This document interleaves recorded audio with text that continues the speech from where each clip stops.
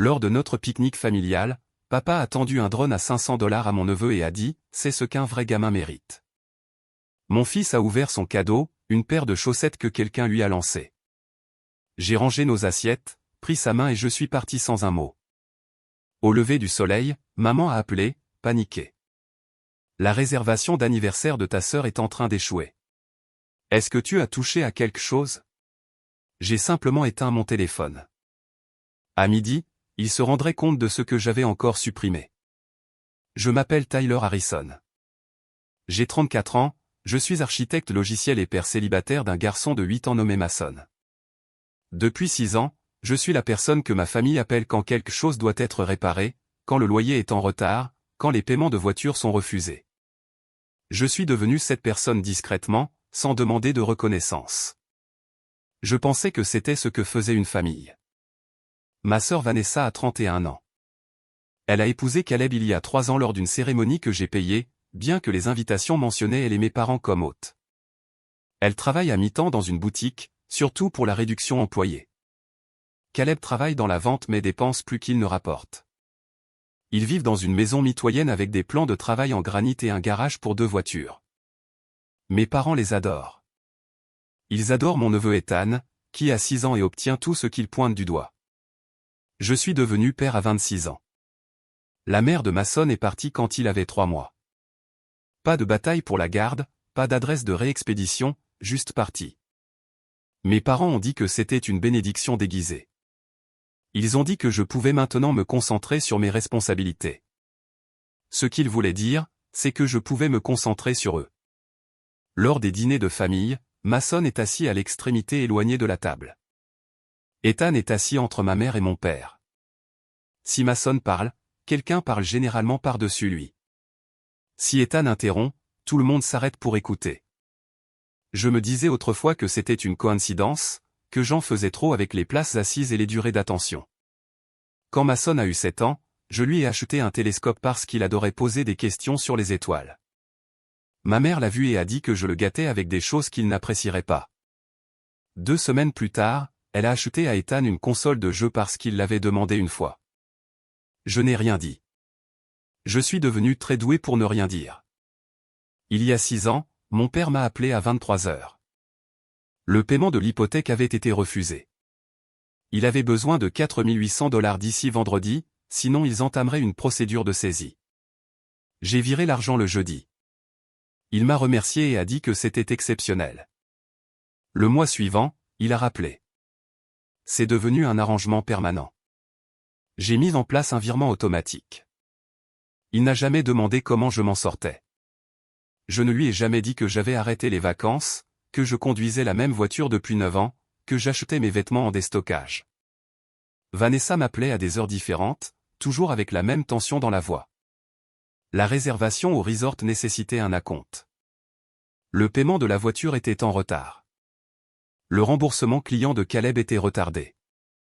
Est-ce que je pouvais couvrir juste cette fois? Je couvrais chaque fois. Elle disait toujours qu'elle me rembourserait. Elle ne l'a jamais fait.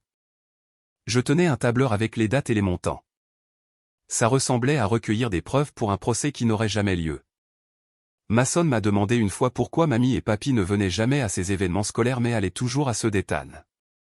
Je lui ai dit qu'ils étaient occupés. Il a hoché la tête, mais j'ai vu la question rester dans ses yeux.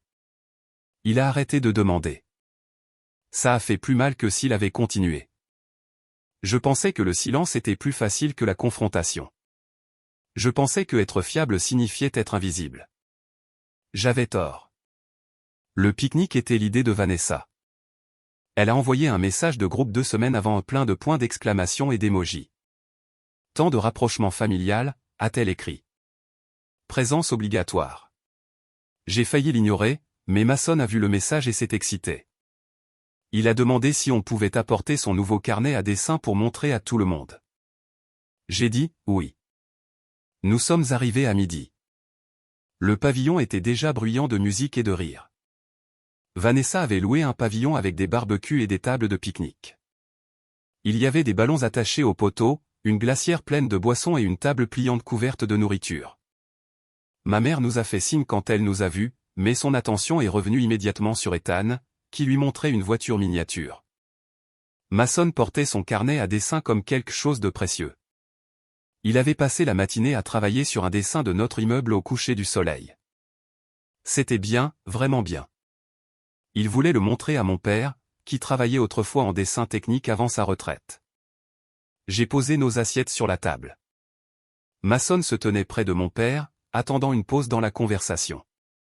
Mon père parlait avec Caleb d'un tournoi de golf. Mason attendait. Je le regardais balancer son poids d'un pied sur l'autre, le carnet serré contre sa poitrine. Enfin, il y a eu une pause. « Papy, j'ai dessiné quelque chose pour toi », a dit Mason. Mon père l'a regardé, a souri brièvement et a dit « C'est gentil, mon gars. Montre-moi plus tard. » Puis il s'est retourné vers Caleb. Le visage de Mason s'est décomposé. Il est revenu vers moi et s'est assis sans un mot. 1 heure plus tard, mon père s'est levé et a claqué des mains. Il avait une annonce. Il est allé à son camion et est revenu avec une grande boîte. Tout le monde s'est rassemblé autour. Il l'a ouverte soigneusement et en a sorti un drone. Pas un drone joué à un quadcopter professionnel avec caméra montée, du genre qui coûte 500 $ ou plus. Ça, a dit mon père en le tenant en l'air, c'est ce qu'un vrai gamin mérite. Il l'a tendu à Ethan. Le visage de mon neveu s'est illuminé. Ma mère a commencé à applaudir. Vanessa l'a filmé sur son téléphone, poussant des cris de joie sur le fait qu'Ethan allait adorer apprendre à le piloter. Mon père a ébouriffé les cheveux d'Ethan et a dit « Tu vas faire de grandes choses, petit ». Mason était assis à côté de moi, silencieux. J'ai posé ma main sur son épaule. Je sentais la tension dans son petit corps. Puis ma mère s'est approchée avec un sac plastique d'épicerie. Elle l'a laissé tomber devant Mason sans cérémonie. « J'ai failli oublier », a-t-elle dit. « C'est pour toi. » Mason l'a ouvert lentement. À l'intérieur, il y avait 3 paires de chaussettes, des chaussettes de sport blanches simples, du genre vendues en lot. Quelqu'un les avait clairement sorties d'un paquet plus grand et fourrées dans le sac. J'ai raclé la gorge. Mason les a fixées. « Dis merci », me suis-je entendu dire doucement. « Merci », a murmuré Mason. Ma mère s'éloignait déjà, retournant vers le groupe autour d'Ethan et du drone. Mason a levé les yeux vers moi. Ses yeux étaient humides, mais il retenait ses larmes. Il est doué pour retenir les choses. Il l'a appris en me regardant. Je me suis levé. J'ai commencé à ranger nos assiettes, nos boissons, tout ce que nous avions apporté. Mes mains bougeaient en pilote automatique. Mason n'a pas demandé pourquoi. Il a juste aidé. Nous avons travaillé en silence, pliant la couverture, ramassant le carnet à dessin, empilant les boîtes Tupperware. Personne n'a remarqué. Ils regardaient tous Ethan ouvrir la télécommande du drone, mon père expliquant les boutons. J'ai pris la main de Mason. Nous sommes allés à la voiture. Je l'ai attachée, j'ai démarré le moteur et je suis parti. Je n'ai pas dit au revoir. Je n'ai pas fait de scène. Je suis simplement parti. Dans le rétroviseur, j'ai vu Mason tenir le sac d'épicerie avec les chaussettes. Il ne pleurait pas. Il regardait par la fenêtre avec une expression que je reconnaissais parce que je l'avais portée pendant des années, la résignation. Le regard de quelqu'un qui sait qu'il ne compte pas. Ce regard a brisé quelque chose en moi que je ne savais pas pouvoir encore se briser. Mason est allé dans sa chambre sans qu'on le lui demande. Il n'a pas claqué la porte, il l'a fermée doucement. La façon dont on ferme quelque chose quand on essaie de ne pas être un fardeau. Je suis resté dans le couloir devant sa porte, à écouter le silence. Pas de pleurs, aucun bruit. C'était pire. Je me suis assis sur le canapé et j'ai fixé le mur. L'appartement semblait plus petit que d'habitude, l'air plus lourd. Je rejouais sans cesse le moment où mon père a tendu ce drone à Ethan. La façon dont il a dit « vrai gamin », comme si Mason était quelque chose de moindre. Mon téléphone a vibré. Un message de Vanessa, « Pourquoi es-tu parti si tôt ?» Grossier à ce point. Je n'ai pas répondu. Un autre message, cette fois de ma mère, « Tu aurais au moins pu dire au revoir. Mason doit apprendre les bonnes manières. » J'ai posé le téléphone face contre la table basse. L'écran continuait de s'allumer avec des notifications. Je les ai toutes ignorées. J'ai pensé au tableur sur mon ordinateur portable, celui que je tenais depuis 6 ans. Chaque virement, chaque dépôt d'urgence, chaque fois que j'avais couvert leurs erreurs, leurs caprices, leurs crises, 195 000 $. Ce chiffre avait augmenté si lentement que j'avais presque arrêté de le remarquer. 5 000 $ ici pour la compte de la maison mitoyenne, 1 200 $ là pour la réparation de la voiture de Vanessa, 4 800 $ chaque mois pour l'hypothèque de mes parents, encore 2 000 $ mensuels pour les dépassements de style de vie de Vanessa, les acomptes de vacances, les dîners d'anniversaire. Les frais de maternelle privée d'Ethan. J'avais gardé des traces parce qu'une partie de moi pensait toujours que je pourrais avoir besoin de preuves, des preuves que je n'imaginais pas le déséquilibre, que je n'étais pas déraisonnable. Maintenant, ces preuves ressemblaient juste à un monument à ma propre stupidité. Mason a ouvert sa porte. Il est entré dans le salon en tenant le sac d'épicerie. Il s'est assis à côté de moi et a posé le sac sur la table basse juste à côté de mon téléphone. « Tu crois que papy a oublié ?» a-t-il demandé. « Oublié quoi ? Que c'est mon anniversaire la semaine prochaine. » Je l'avais oublié aussi.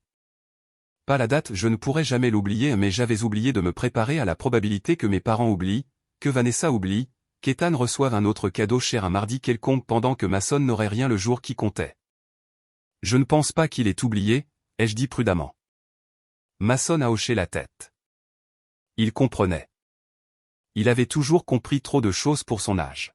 « Je peux garder les chaussettes ?» a-t-il demandé. Bien sûr. Il a repris le sac et est retourné dans sa chambre. J'ai entendu sa porte se refermer encore. Ce même petit clic de quelqu'un qui essaie de ne pas exister trop fort. J'ai ouvert mon ordinateur portable. Le tableur s'est chargé. J'ai fait défiler les lignes, les dates, les montants. Mon curseur planait au-dessus des formules en bas, total payé, total dû, intérêts accumulés si c'était un prêt. Je ne me sentais pas en colère. Je me sentais froid. Il y a une différence. La colère brûle et s'éteint. Ceci était autre chose. C'était de la clarté. J'ai ouvert un nouvel onglet et me suis connecté à ma banque. J'ai regardé la liste des virements automatiques, des paiements programmés, des comptes partagés. Mon nom était sur tout. Leur confort reposait sur mon score de crédit, mon compte d'épargne, mon incapacité à dire non. J'ai pensé au visage de Mason quand il a ouvert ce sac. J'ai pensé au drone. J'ai pensé à 6 ans de paiements invisibles et de négligence visible. Puis j'ai commencé à cliquer. Je me suis réveillé à 5 heures du matin et je n'ai pas pu me rendormir. J'ai fait du café et ouvert mon ordinateur portable à la table de la cuisine. Mason dormait encore. L'appartement était silencieux sauf le bourdonnement du réfrigérateur et le passage occasionnel d'une voiture dans la rue en bas. J'ai d'abord consulté les comptes bancaires. Il y avait 3 comptes joints que je partageais avec mes parents, un compte courant, un compte d'épargne, une carte de crédit où j'étais le titulaire principal et eux utilisateurs autorisés. Je les avais ouverts il y a des années quand mon père avait dit que ça faciliterait les virements. Ça l'avait fait. Ça leur donnait aussi un accès 24 heures sur 24 à mon argent. Je les ai supprimés comme utilisateurs autorisés sur la carte de crédit. Le système m'a demandé de confirmer 2 fois. J'ai confirmé. Ensuite, j'ai fermé le compte courant joint et transféré le solde restant sur mon compte personnel, 812 $. J'avais mis des dizaines de milliers, ils avaient tout pris. Le compte d'épargne avait 40 $ restants. Je l'ai fermé aussi. Ensuite, les virements automatiques, 4 800 $ à mes parents le 1er de chaque mois, 2 000 $ à Vanessa le 15. J'ai annulé les deux. Le système a demandé si j'étais sûr. J'ai cliqué oui. Puis j'ai examiné mes cartes de crédit. Le nom de Vanessa était sur 2 d'entre elles comme utilisatrice autorisée. Je l'ai supprimé. Le nom de Caleb était sur une pour les urgences. Je l'ai supprimé aussi. J'ai changé tous les mots de passe. Je me suis connecté au site du resort où Vanessa avait réservé son voyage d'anniversaire. La réservation était sur ma carte. J'ai reconnu le numéro de confirmation d'un email qu'elle m'avait transféré il y a 3 mois pour me demander de couvrir la compte. Elle avait dit que Caleb me rembourserait. Il ne l'a jamais fait. J'ai cliqué sur « Annuler la réservation ». Le site m'a averti de la politique d'annulation, à compte non remboursable. Je m'en fichais. J'ai confirmé. Un message est apparu, réservation annulée. Acompte perdu. J'ai ouvert mes emails et rédigé un message à ma compagnie d'assurance auto. J'avais ajouté les véhicules de mes parents à ma police il y a 2 ans parce qu'ils avaient dit que c'était moins cher de regrouper. J'ai demandé que les 2 voitures soient retirées immédiatement. J'ai reçu une réponse automatique promettant un rappel dans un jour ouvrable. Puis j'ai appelé mon prêteur hypothécaire. J'étais co-signataire sur la maison de mes parents. Mon père avait eu besoin de mon score de crédit pour qualifier après sa faillite il y a 7 ans. Il avait promis de me retirer du prêt dans les 2 ans. Cela faisait 5 ans. La représentante a répondu. J'ai expliqué que je voulais être retiré comme co-signataire. Il faudra que l'emprunteur principal refinance, a-t-elle dit. Ou vous pouvez demander une libération si certaines conditions sont remplies, mais ce processus prend du temps. Lancez le processus, ai-je dit. Elle a pris mes informations et a dit qu'elle enverrait les documents. Je l'ai remerciée et j'ai raccroché. J'ai regardé la liste que j'avais faite, virements automatiques annulés. Compte joint fermé. Carte de crédit verrouillée. Réservation au resort annulée. Retrait d'assurance en attente. Libération d'hypothèque lancée. Mon téléphone a vibré. Un message de ma mère, bonjour. Peux-tu envoyer le paiement de ce mois quelques jours plus tôt? Nous avons un plombier qui vient. J'ai fixé le message. Mes doigts ont plané au-dessus du clavier. J'ai tapé « non ». Puis je l'ai supprimé. Je n'ai pas répondu du tout. Mason est entré dans la cuisine en se frottant les yeux. Il m'a regardé, puis l'ordinateur portable. « Tu travailles ?» a-t-il demandé. Quelque chose comme ça, ai-je dit. Il s'est servi des céréales et s'est assis en face de moi. Il n'a pas posé plus de questions. Il a appris à ne pas le faire. J'ai fermé l'ordinateur portable. Le travail n'était pas fini, mais il était commencé. Demain, il remarquerait. La semaine prochaine, il paniquerait.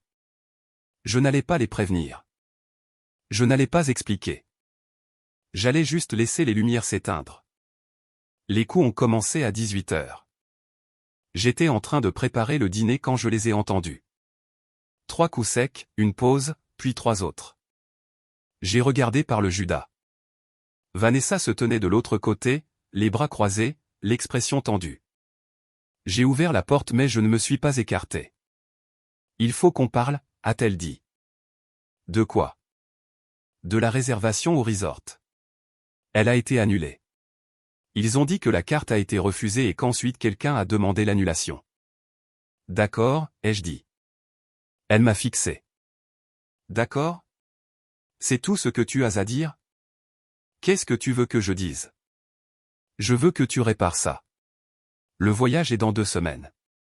J'ai déjà demandé un congé au travail. Caleb a tout planifié. Alors Caleb peut payer. Sa bouche s'est ouverte, puis refermée. Elle m'a regardé comme si je venais de parler une langue qu'elle ne comprenait pas. Tu es sérieux là? A-t-elle demandé. Oui. Tyler, je n'ai pas ce genre d'argent qui traîne. Tu le sais. Alors peut-être que tu n'aurais pas dû réserver un resort que tu ne pouvais pas te permettre. Ses yeux se sont plissés. Quel est ton problème? Tu agis bizarrement depuis hier. Tu es juste parti du pique-nique sans rien dire. Maman est contrariée. Papa pense que tu fais une sorte de crise. Je vais bien. Tu n'es clairement pas bien. Tu es égoïste et mesquin à cause de quoi? Parce qu'Ethan a eu un plus beau cadeau que Mason? Grandis. La vie n'est pas juste. J'ai senti quelque chose se déplacer dans ma poitrine. Ce n'était pas de la colère. C'était l'absence de quelque chose que je ressentais autrefois, la culpabilité, l'obligation, le besoin d'arranger les choses. Tu as raison, ai-je dit. La vie n'est pas juste. Alors je vais arrêter de faire semblant qu'elle l'est. Qu'est-ce que ça veut dire? Éclaircissement de gorge, ça veut dire que j'en ai fini. Fini avec quoi? Fini de payer pour ta vie. Elle a ri. C'était un rire aigu et amer. Payer pour ma vie? Tu donnes un coup de main de temps en temps. Bien sûr, mais ne fais pas comme si tu étais une sorte de saint. La famille est de la famille. Tu as raison. La famille est de la famille. Alors, je suis sûr que maman et papa t'aideront à t'en sortir. Tyler, allez.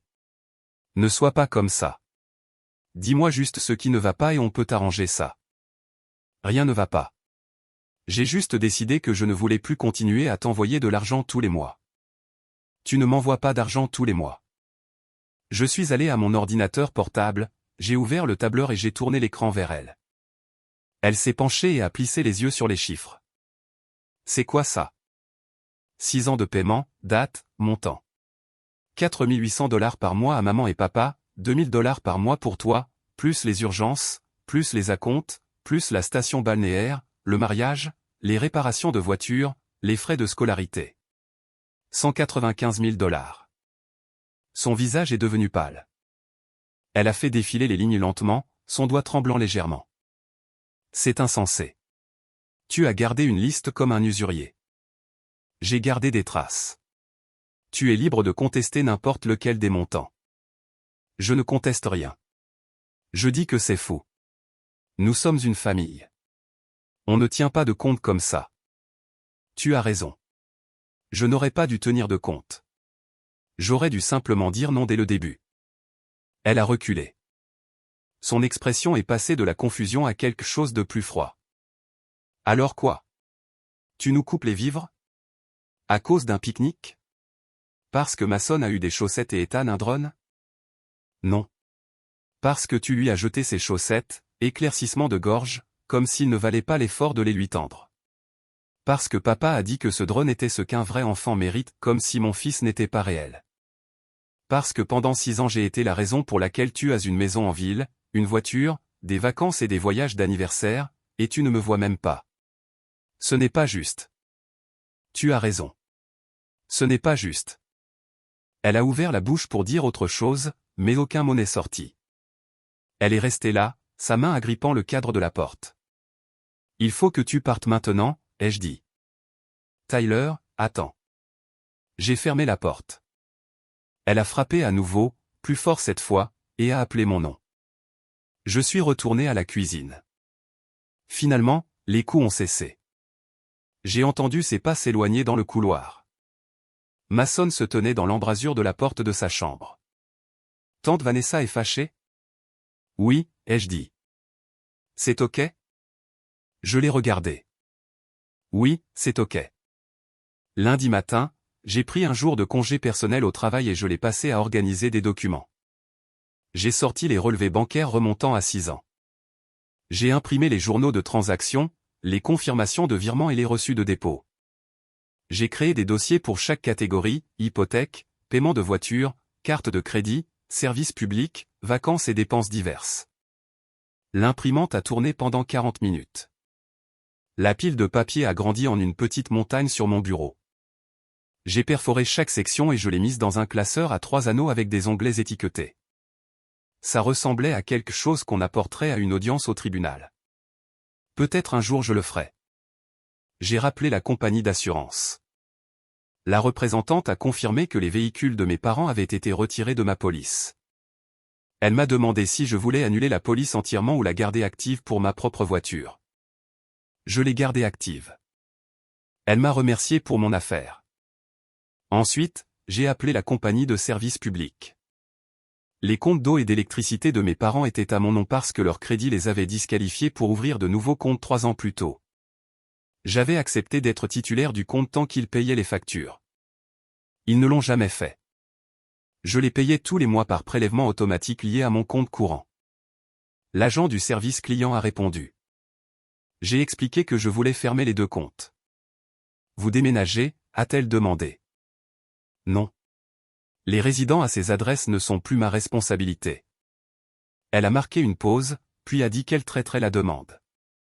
Les comptes seraient fermés à la fin du cycle de facturation. Je l'ai remercié.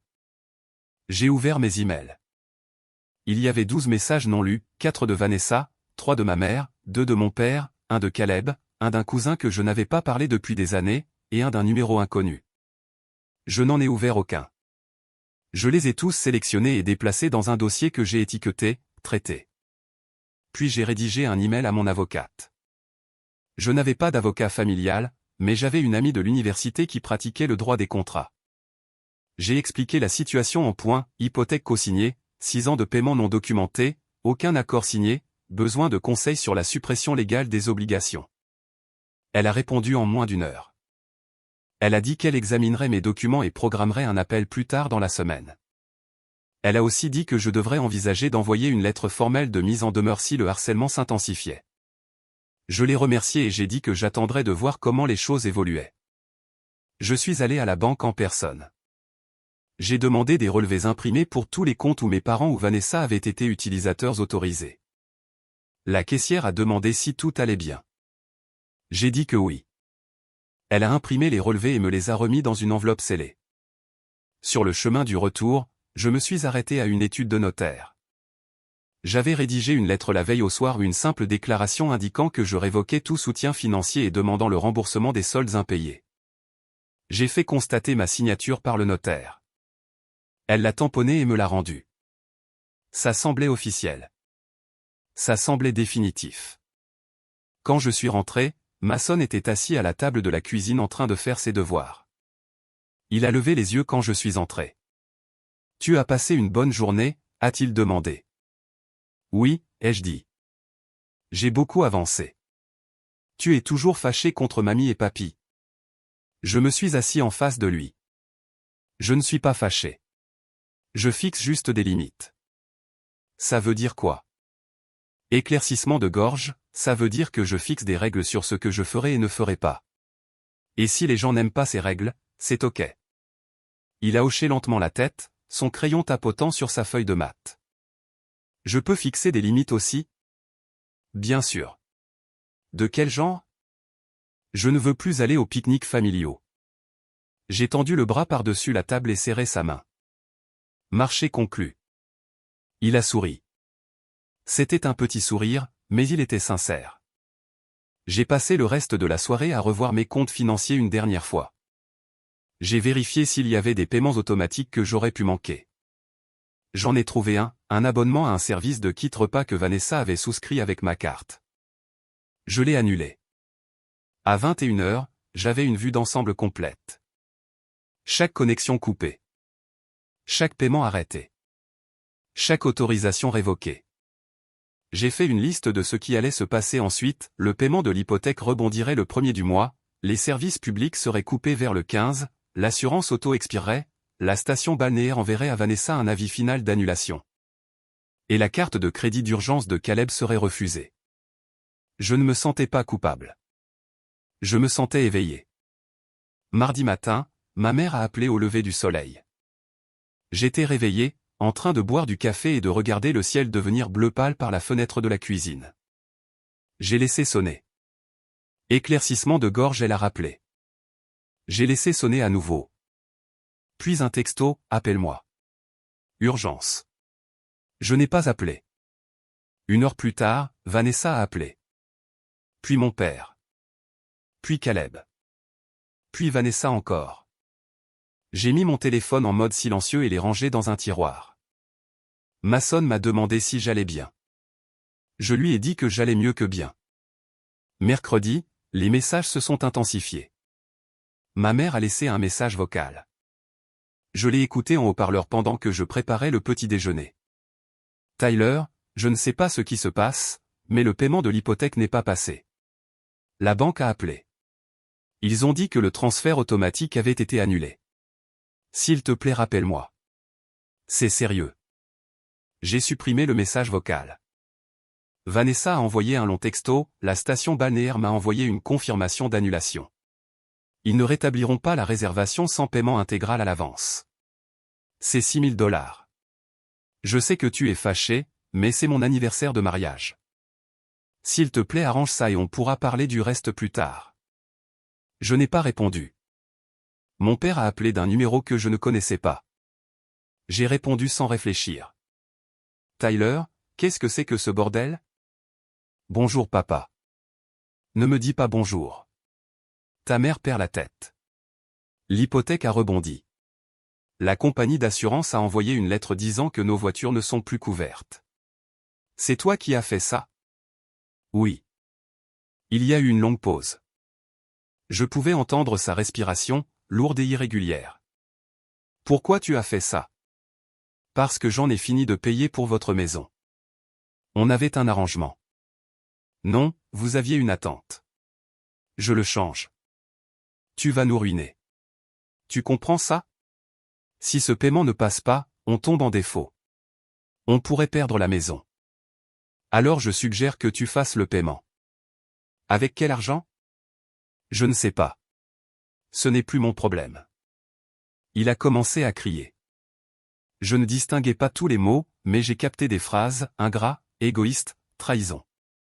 Je l'ai laissé finir, puis j'ai dit, je dois y aller maintenant, et j'ai raccroché. Jeudi, les services publics ont été coupés. Ma mère a envoyé un texto frénétique avec une photo de l'avis de coupure collée sur leur porte d'entrée. Ils ont coupé l'eau et l'électricité, ils ont dit que le compte était fermé. Tyler, s'il te plaît. On ne peut pas vivre comme ça. J'ai pensé à Mason ouvrant ce sac de chaussettes. J'ai pensé à mon père tendant un drone de $500 à Ethan et disant, un vrai enfant. J'ai remis mon téléphone dans le tiroir.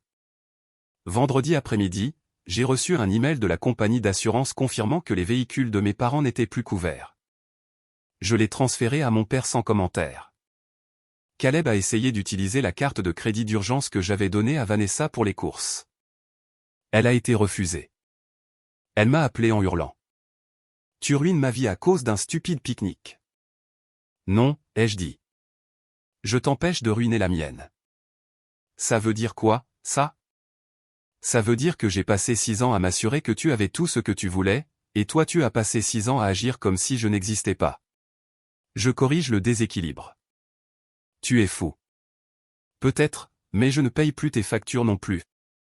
Elle a raccroché. J'ai préparé le dîner. Mason a demandé si on pouvait aller au parc après manger. J'ai dit oui. Samedi matin, mon téléphone a vibré avec un texto de groupe. C'était d'une cousine, Laura, que je connaissais à peine. Le message était adressé à toute la famille, quelqu'un peut expliquer ce qui se passe. Maman a dit que l'électricité d'oncle Jeff et tante Diane est coupée et que le voyage d'anniversaire de Vanessa a été annulé.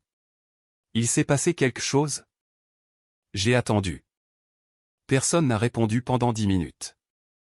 Puis Vanessa a écrit, demande à Tyler. Laura m'a envoyé un message privé, qu'est-ce qui se passe? J'ai répondu, j'ai arrêté de payer les dépenses de tout le monde. Ils sont fâchés. Tu payais leurs dépenses depuis 6 ans. Ils ne l'ont remarqué que quand j'ai arrêté. Elle a renvoyé 3 points d'interrogation, puis, waouh. Je n'ai pas répondu. Je n'en avais pas besoin. À midi, mon père s'est présenté à mon appartement. Je l'ai vu par le Judas, debout dans le couloir les bras croisés. Je n'ai pas ouvert la porte. Il a frappé pendant 5 minutes, puis il est parti. Dimanche, le château de cartes a vraiment commencé à s'effondrer. Ma mère a appelé depuis le téléphone d'un voisin. J'ai répondu parce que je ne reconnaissais pas le numéro. Tyler, s'il te plaît, on te supplie. Remets juste les services publics. On s'occupera du reste. Les comptes sont fermés. Je ne peux pas les rouvrir. Alors ouvre de nouveaux comptes. Non. Pourquoi tu fais ça? Parce que vous avez donné des chaussettes à mon fils et appelé mon neveu un vrai enfant. Parce que vous avez pris presque $200 000 de moi et n'avez jamais dit merci une seule fois. Parce que je ne veux plus être invisible. Elle est restée silencieuse longtemps. Puis elle a dit, on ne savait pas que tu te sentais comme ça. Vous n'avez pas demandé. J'ai raccroché. J'ai bloqué le numéro du voisin. Mason et moi sommes allés au cinéma. On a pris du popcorn et des bonbons. On s'est assis dans la dernière rangée et on a regardé des super-héros sauver le monde. Quand c'était fini, il a demandé si on pouvait faire ça toutes les semaines. J'ai dit oui. 3 semaines après le pique-nique, la maison de mes parents est entrée en pré-saisie. Je l'ai découvert via une recherche d'archives publiques, pas par eux. Ils ont arrêté d'appeler après la première semaine. Vanessa a envoyé un dernier texto, j'espère que tu es heureux. Je n'ai pas répondu. Les services publics sont restés coupés pendant 9 jours avant que mon père n'emprunte de l'argent à un ami pour les faire rétablir à son nom. Son score de crédit a chuté à cause du paiement d'hypothèque manqué. Je le savais parce que j'ai vérifié l'état du prêt co-signé en ligne. Le prêteur m'a envoyé un avis sur le retard. Je l'ai transféré à mon avocate. Le voyage d'anniversaire de Vanessa n'a jamais eu lieu. Elle a posté un message vague sur les réseaux sociaux à propos de « changements inattendus » et de « besoin de reporter ». Les commentaires étaient pleins d'émojis compatissants. Personne ne connaissait la vraie raison. Caleb a essayé de m'appeler une fois d'un numéro que je ne connaissais pas. J'ai répondu et il s'est lancé dans un discours sur la loyauté familiale et le pardon chrétien. Je l'ai laissé parler 2 minutes, puis j'ai dit « Je suis athée et tu me dois $8000 ». Et j'ai raccroché. Ma cousine Laura m'a recontacté. Elle a dit qu'elle avait toujours trouvé que quelque chose clochait dans la façon dont mes parents me traitaient par rapport à Vanessa. Elle s'est excusée de ne pas avoir rien dit plus tôt. Je lui ai dit que ce n'était pas sa faute. On a pris un café. C'était agréable de parler à quelqu'un qui ne voulait rien de moi. Mason a commencé à sourire plus. Il a arrêté de demander pour les événements familiaux. Je l'ai inscrit à un cours d'art le week-end. Il a fait une peinture d'un coucher de soleil et l'a accrochée dans sa chambre. Il a dit que c'était sa chose préférée qu'il ait jamais faite. J'ai reçu une lettre du prêteur hypothécaire de mes parents. Il poursuivait la saisie. En tant que co-signataire, je pouvais être tenu responsable du solde restant si la maison se vendait à moins que ce qui était dû. Mon avocate a dit que j'avais des options. Je lui ai dit d'explorer toutes. J'ai aussi commencé une thérapie. La thérapeute m'a demandé pourquoi j'avais attendu si longtemps pour fixer des limites. J'ai dit que je ne savais pas que j'avais le droit. Elle a dit que c'était courant. On a parlé de la culpabilité, de l'obligation et de la différence entre aider et permettre. J'ai pleuré pendant la 3e séance. Ça m'a fait du bien. Un samedi après-midi, Mason et moi avons conduit jusqu'à un nouveau quartier de l'autre côté de la ville. J'avais regardé des appartements là-bas, des endroits avec de meilleures écoles et des parcs. On s'est promené, on a pris des glaces, on s'est assis sur un banc et on a regardé les gens. « Tu penses qu'on va déménager ici ?» a demandé Mason. « Peut-être. Tu aimerais ça ? » « Ouais. C'est calme. » « Oui. » « Est-ce que mamie et papy viendront nous voir si on déménage ?» Je l'ai regardé. Son visage était ouvert, curieux, pas triste.